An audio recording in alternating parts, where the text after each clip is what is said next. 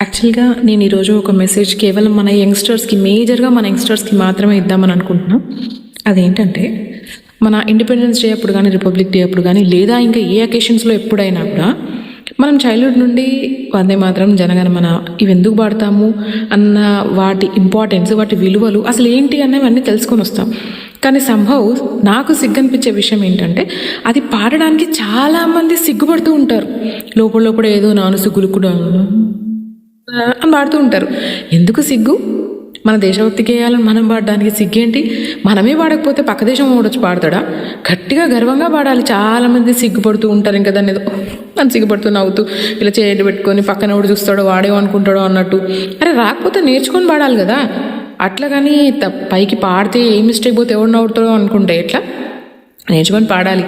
అవి రాకపోతే నువ్వు ఎంత చదువుకున్నా, ఏ జాబ్ చేసినా, ఏం చేసినా దండగే.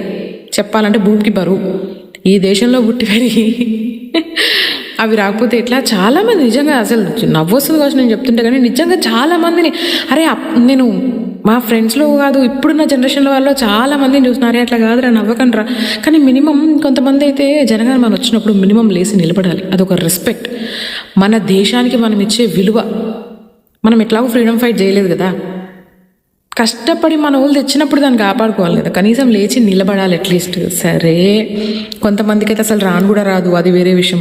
రాని వాళ్ళు ఎవరైనా ఉంటే నేర్చుకోండి. గట్టిగా మన సత్తా ఏంటో చాటే అంత గొప్పగా పాడాలి. అట్లా పాడాలి. కానీ ఇప్పటి నుండి ఎవరు దయచేసి అట్లా గులక్కండి. చలో ఒక పని చేద్దాం. ఈ 2026 రిపబ్లిక్ డే రోజు మనం అందరం కలిసి ఒక ప్రామిస్ చేద్దాం. అదేంటో చెప్పనా?